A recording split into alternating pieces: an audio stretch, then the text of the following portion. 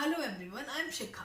सो आज हम स्टडी करने वाले हैं मैमल्स का डेवलपमेंट। ये मैमल्स के डेवलपमेंट में सेकंड वीडियो है। इससे प्रीवियस वीडियो में हमने डिस्कस किया कि कैसे हमारा मोरुला स्टेज आई, देन ब्लास्टुला स्टेज आई, देन ब्लास्टुला स्टेज आने के बाद इम्प्लांटेशन हो गया। अब हमारा इम्प्लांटेशन हो चुका है। ब्लास्टुला स्टेज थी, उसका इम्प्लांटेशन हो चुका है हमारा कहाँ पे, एंडोमेट्रियम लेयर में। अब इम्प्लांटेशन होने के बाद हमारा उसमें गेस्टिकुलेशन स्टेज आनी स्टार्ट होती है, मूवमेंट स्टार्ट होता है, मॉर्फोजेनेटिक, एंड देन ऑर्गेनोजेनेसिस होता है, ऑर्गन्स का फॉर्मेशन होना स्टार्ट हो जाता है। हमारे पास ब्लास्टुला स्टेज थी, उसमें हमारे पास इनर सेल मास भी था एंड ट्रोपोब्लास्ट भी था। इन दोनों से हमारा एक तो एम्ब्रियो बनना है, जो एम्ब्रियो जिससे मेन फीटस का डेवलपमेंट होगा, वो एम्ब्रियो जिससे मेन फीटस का डेवलपमेंट होगा। उसके अलावा इससे हमारी एक्स्ट्रा एम्ब्रियोनिक लेयर बनती है। Extra embryonic layer means extra embryonic layer direct embryo का फॉर्मेशन नहीं करती, बट वो हेल्प करती है एम्ब्रियो के फॉर्मेशन में। सो यहाँ हमें पढ़ना है कि एम्ब्रियो कैसे बनता है, एक्स्ट्रा एम्ब्रियोनिक लेयर कैसे बनती है, कौन कौन सी एक्स्ट्रा एम्ब्रियोनिक लेयर होती है, उनका क्या क्या फंक्शन होता है, एंड जो एम्ब्रियो बनता है उसमें भी कैसे ऑर्गेनोजेनेसिस होती है, कौन से लेयर से कौन से ऑर्गन्स का फॉर्मेशन होता है, ये सब हमें यहाँ पे पढ़ना है। क्योंकि मैमल्स में 4 एक्स्ट्रा एम्ब्रियोनिक लेयर होती हैं, chorion, amnion, yolk sac, allantois. ये हमारी 4 एक्स्ट्रा एम्ब्रियोनिक लेयर होती हैं। ये एक्स्ट्रा एम्ब्रियोनिक लेयर हेल्प करती हैं एम्ब्रियो के डेवलपमेंट में। पहले एमनियन। एमनियन क्या करता है? एमनियन शॉक एब्जॉर्बेंट होता है। शॉक एब्जॉर्बेंट मतलब कोई भी शॉक लगे मदर को ड्यूरिंग प्रेगनेंसी तो उसको एब्जॉर्ब कर लेता है, उसको बेबी तक नहीं जाने देता। एंड एमनियन में जो हमारे सेल्स प्रेजेंट होती हैं, यदि हम उन सेल्स को ले तो हम उससे चेक कर सकते हैं एबनॉर्मलिटी तो नहीं है बेबी में, कोई भी डिजीज, कोई भी बेबी की डिजीज हम चेक कर सकते हैं ड्यूरिंग प्रेगनेंसी बेबी में एमनियन को लेके। सेकंड आता है कोरियन।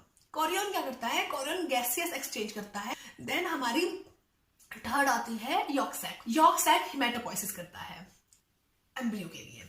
देन हमारी फोर्थ आती है एलेंटॉइस। एलेंटॉइस क्या करता है? एलेंटॉइस उम्बिलिकल कॉर्ड बनाता है एंड रेस्पिरेशन में हेल्प करता है हमारा कोरियन की।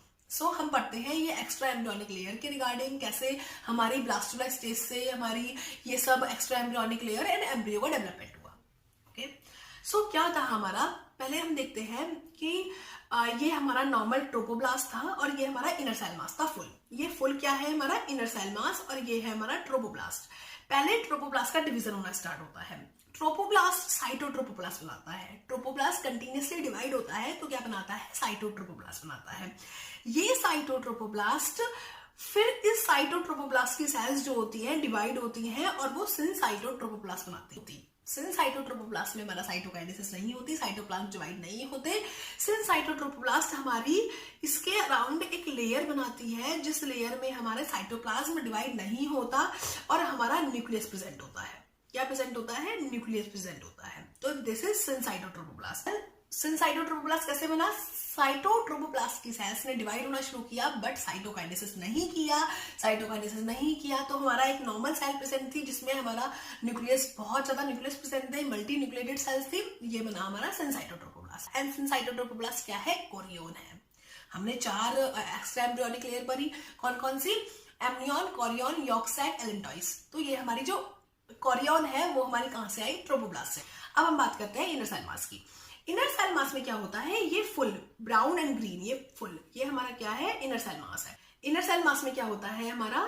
कुछ एंडोडर्म सेल्स होती हैं। एंडोडर्म सेल्स अलग हो जाती हैं, डिलैमिनेशन हो जाती है। डिलैमिनेशन क्या होता है? हमने डेवलपमेंटल बायोलॉजी के बेसिक्स में पढ़ा है। डिलैमिनेशन मतलब लेयर ऑफ सेल्स का अलग हो जाना ग्रुप ऑफ सेल्स से। तो डिलैमिनेशन हो गया, फर्स्ट डिलैमिनेशन हुआ, ये जो सेल्स थी हमारी ये हमारी अलग हो गई और इन्होंने बनाया हाइपोब्लास्ट, और जो फुल सेल का मास था वो था हमारा एपीब्लास्ट। तो एपीब्लास्ट अलग हो गया, हाइपोब्लास्ट अलग हो गया। हाइपोब्लास्ट क्या था? एंडोडर्म लेयर थी। एंडोडर्म लेयर क्या हो गई? हमारी अलग हो गई, डिलैमिनेशन हो गया, एंडोडर्म लेयर कुछ निकल गई और उस एंडोडर्म लेयर ने यॉर्क सैक एंड एलेंटॉइस बनाया। यॉर्क सैक रिस्पॉन्सिबल होता है हमारा हिमेटोपोइसिस के लिए। एलेंटॉइस हेल्प करता है गैसियस एक्सचेंज में कोरियन की हेल्प करता है एलेंटॉइस गैसियस एक्सचेंज में। ओके, तो हमारा क्या बन गया? ट्रोपोब्लास्ट ने हमारा क्या बनाया? साइटो से सिनसाइटो बनाया, देन कोरियन बन गया। आईसीएम ने क्या किया? आईसीएम ने कुछ सेल्स को अलग कर दिया, कुछ ग्रुप ऑफ सेल्स को, कुछ लेयर ऑफ सेल्स को अलग कर दिया, जिसको हमने डिलैमिनेशन प्रोसेस बोला। डिलैमिनेशन प्रोसेस बोला, मूवमेंट हुआ सेल्स का, डिलैमिनेशन प्रोसेस हुआ और हमारा हाइपोब्लास्ट अलग हो गया जो कि एंडोडर्म ऑरिजिन था, जिसका एपीब्लास्ट अलग हो गया। This is a epiblast. और ये जो नीचे की पोर्शन की सेल्स है एंडोडर्म पोर्शन की, ये हमारा हाइपोब्लास्ट है। अब हमारा क्या होता है, ये जो हमारा एपीब्लास्ट है, ये एपीब्लास्ट भी 2 में डिवाइड होता है, फिर से डिलैमिनेशन होता है। फर्स्ट डिलैमिनेशन हुआ, अब हमारा सेकंड डिलैमिनेशन होगा। सेकंड डिलैमिनेशन में एपीब्लास्ट 2 में डिवाइड होता है। अब की बार जो डिलैमिनेशन होता है वो अपर सेल्स का होता है। जो हमारा एपीब्लास्ट से हमारा ये हमारा पूरा एपीब्लास्ट था, इससे जो हमारा डिलैमिनेशन हुआ वो हमारा अपर सेल्स का हुआ। अपर सेल्स जो होती हैं वो हमारा एम्नियोनिक एक्टोडर्म बना लेती हैं। अपर सेल का हुआ मतलब एक्टोडर्म का हुआ। पहले हमारा एंडोडर्म का डिलैमिनेशन हुआ था, अब हमारा एक्टोडर्म का डिलैमिनेशन हुआ। एक एक्टोडर्म की लेयर अलग निकल गई, उसने हमारा एम्नियोनिक एक्टोडर्म बनाया, और जो हमारा मास ऑफ सेल बचा उसने हमारा एम्ब्रियोनिक एपीब्लास्ट बनाया। अब ये जो हमारा एम्नियोनिक एक्टोडर्म बनी, जो कि हमारे डिलैमिनेशन होकर अलग हुई है शीट ऑफ सेल, इसने हमारा एम्नियन बनाया। एम्नियन क्या होती है? एम्नियन मैंने आपको बताया शॉक ऑब्जर्वेंट होती है। अब क्या हुआ हमारा, जब हमारा एंडोडर्म का डिलैमिनेशन हुआ था तो हमारा हाइपोब्लास्ट अलग हो गया था, फिर एपीब्लास्ट में फिर से डिलैमिनेशन हुआ एक्टोडर्म, जिसकी वजह से हमारा एम्नियोनिक एक्टोडर्म अलग हो गया, जिसने एम्नियन बनाया, और एम्ब्रियोनिक एपीब्लास्ट अलग निकल गया। अब ये जो हमारा एम्नियोनिक एपीब्लास्ट है, एट लास्ट ये रिस्पॉन्सिबल है एम्ब्रियो के फॉर्मेशन के लिए। अब ये जो हमारा एम्ब्रियो है, इसमें भी हमारी एक्टोडर्म होती है, मेसोडर्म होती है, एंडोडर्म होती है। कुछ ऑर्गन्स एक्टोडर्म से बनते हैं, कुछ ऑर्गन मेसोडर्म से बनते हैं, कुछ ऑर्गन एंडोडर्म से बनते हैं। इसमें भी हमारी लेयर का डिवीजन हो जाता है, और ये लेयर्स जो होती हैं ये जर्म लेयर्स होती हैं, और ये आगे जाके हमारा ऑर्गन का फॉर्मेशन करती हैं, ऑर्गेनोजेनेसिस होती है। सो ब्लास्टुला के बाद जो भी हमारा मूवमेंट हुआ, एपीब्लास्ट, हाइपोब्लास्ट, एम्नियन, कोरियन, ये सब था हमारा किसमें? ये सब था हमारा गेस्टुलेशन में। हमने पहले भी बताया है गेस्टुलेशन क्या होता है। गेस्टुलेशन होता है हमारा कि जब हमारी सेल्स मूवमेंट लेती हैं और अपनी अपनी पोजीशन डिसाइड कर लेती है, मूवमेंट लेती है इनसाइड आउटसाइड। ये हमारा गेस्टुलेशन कंप्लीट हो गया। गेस्टुलेशन की वजह से हमें जिन लेयर को हमारा एक्स्ट्रा एम्ब्रियोनिक लेयर बनानी थी, जिसको कोरियन बनाना था वो अलग हो गई, जिसको एम्नियन बनाना था वो अलग हो गई, जिसको यॉर्क सैक बनाना था वो अलग हो गई, जिसको एलेंटॉस बनाना था वो अलग हो गई, और जिसको एम्ब्रियो बनाना था फाइनली वो अलग हो गई। अब हमारा जो एम्ब्रियो है, अब वो एम्ब्रियो से हमारा एक्टोडर्म, एंडोडर्म, मेसोडर्म आएंगी, और इन तीनों से हमारा ऑर्गन्स फॉर्मेशन होगा। इसको बोलेंगे ऑर्गेनोजेनेसिस।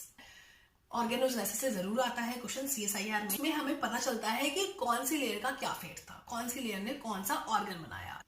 सो हमारी 3 लेयर आती है, एंडोडर्म, एक्टोडर्म, मेसोडर्म। एंडोडर्म कुछ ऑर्गन्स बनाती है, एक्टोडर्म कुछ ऑर्गन्स बनाती है, मेसोडर्म कुछ ऑर्गन्स बनाती है। सबसे पहले ध्यान रखना है एंडोडर्म के ऑर्गन्स को। क्यों? क्योंकि एंडोडर्म ओनली 3 चीज बनाती है। क्या? वो रेस्पिरेटरी ट्रैक्ट बनाती है, लंग्स वगैरह सब कुछ बनाती है। GIT बनाती है, उसमें लीवर, पेनक्रियास ये सब बनाती है। एंडोक्राइन ग्लैंड में वो थायराइड, पैराथायराइड एंड थाइमस बनाती है। आपको ये सब लर्न करना है। अब क्या है, सिर्फ 2 ही तो हमारे सिस्टम जो है वो एंडोडर्म बना रही है, रेस्पिरेटरी ट्रैक्ट एंड GIT। उसके अलावा जो भी सारे सिस्टम है वो कौन बनाती है? मेसोडर्म बनाती है। ये 2 सिस्टम कौन बना रही है? एंडोडर्म, और जो सिस्टम है वो मेसोडर्म बनाती है। एंड सिर्फ नर्वस सिस्टम जो है वो हमारी एक्टोडर्म बनाती है। ये तो आपको याद होगा ही, बिकॉज आई डेवलपमेंट में हमने पढ़ा था कि नर्वस सिस्टम किससे बनता है? एपिडर्मिस से बनता है, एक्टोडर्म से बनता है। तो सिस्टम्स जितने भी सारे हैं उन सब सिस्टम में से एक्टोडर्म नर्वस सिस्टम बना रही है, और एंडोडर्म रेस्पिरेटरी ट्रैक्ट और GIT बना रही है, और सारे सिस्टम मेसोडर्म से बन रहे हैं। सेकेंड आता है हमारा हार्मोन्स का। एंडोक्राइन ग्लैंड में हार्मोन्स होते हैं, थायराइड, पैराथायराइड, थाइमस। ये 3 हार्मोन कौन बनाता है? एंडोडर्म बना रही है। इसके अलावा जितने भी हार्मोन्स और ग्लैंड्स हैं वो हमारी एक्टोडर्म बना रही है। ओनली एडेनल कॉर्टेक्स होता है जो हमारी मेसोडर्म बनाती है। एंडोडर्म आपको याद रखना ही है, और सब में आपको कुछ केसेस याद रखने हैं। एंडोक्राइन ग्लैंड में से एडेनल कॉर्टेक्स कौन बनाती है? मेसोडर्म बनाती है। अब क्या होता है, ये जो एक्टोडर्म है वो एपिडर्मिस लेयर है, तो ऑब्वियसली वो स्किन हो गई, हेयर हो गए, जो भी एपिडर्मिस पे लेयर पे प्रेजेंट होता है, स्किन हो गई, हेयर हो गए, नेल्स हो गए, रेटिना हो गया, आई लेंस हो गया, ये सब हमने उसमें पढ़ा है आई डेवलपमेंट में कि रेटिना, आई लेंस ये सब एक्टोडर्म बनाती है। इंटरनल ईयर हो गया, एक्सटर्नल ईयर हो गया, टीथ का इनेमल हो गया, ये सब हमारी एक्टोडर्म बनाती है। उसके अलावा जो भी हमारे ऑर्गन्स बचे वो हमारी मेसोडर्म बनाती है। मेसोडर्म मोस्टली हमारा skeleton system, blood vessels, body की कैविटी। मेसोडर्म हमारे मोस्टली बॉडी की कैविटी वगैरह ये सब बनाती है। एक्टोडर्म हमारा मोस्टली जो हमारा स्किन का पोर्शन होता है, हेयर होते हैं, नेल्स होते हैं, वो सब बनाती है। और एंडोडर्म तो सिर्फ 3 पॉइंट्स याद रखने हैं आपको। रेस्पिरेटरी ट्रैक्ट बनाती है, GIT बनाती है, और कुछ हार्मोन्स ग्लैंड्स बनाती है, थायराइड, पैराथायराइड, थाइमस। तो ये हमारा फेट था हमारा तीनों लेयर्स का। इस तरीके से हमारी तीनों लेयर्स हमारी डिफरेंट डिफरेंट ऑर्गन्स बनाती हैं, इसको हम ऑर्गेनोजेनेसिस बोलते हैं। अब हमारा जो मैमल्स का डेवलपमेंट है उसमें हमने क्या क्या पढ़ा, उसमें हमने पहले फर्टिलाइजेशन का वर्क किया। मैमल्स का फर्टिलाइजेशन बहुत इंपॉर्टेंट है। मैमल्स के फर्टिलाइजेशन से क्वेश्चन आता है CSIR में, जरूर आता है CSIR में। तो मैमल्स का फर्टिलाइजेशन करना ना भूले। मैमल्स के फर्टिलाइजेशन के बाद हमारा क्या पढ़ना है, हमें पढ़ना है डेवलपमेंट। डेवलपमेंट में हमें क्या पढ़ना है कि पहले तो मॉर्गुला से ब्लास्टुला कैसे कन्वर्ट हुआ, ब्लास्टुला में जो हमारा ट्रोफोब्लास्ट ICM है उनमें डिफरेंस क्या है। नेक्स्ट हमें पढ़ना है इम्प्लांटेशन कैसे हुआ, एंड इम्प्लांटेशन अभी क्यों हुआ, बिकॉज पहले हो जाता तो दिक्कत हो जाती फैलोपियन ट्यूब्स में, एक्टोपिक प्रेगनेंसी आ जाती। फिर हमें पढ़ना है कि हमारा ब्लास्टुला से गैस्ट्रुला स्टेज कैसे आई, मूवमेंट हुआ एपिब्लास्ट का, हाइपोब्लास्ट का, डिफरेंट डिफरेंट मूवमेंट हुए, उससे हमारा क्या आ गया, हमारी क्या स्टेज आ गई, हमारी गैस्ट्रुलेशन स्टेज आ गई। गैस्ट्रुलेशन स्टेज के बाद हमारे क्या हुआ, डिफरेंट डिफरेंट ऑर्गन का फॉर्मेशन होना स्टार्ट हुआ, जर्म लेयर से डिफरेंट डिफरेंट ऑर्गन बने। तो ये हमारा मैमल्स का डेवलपमेंट खत्म हो जाता है। So best of luck.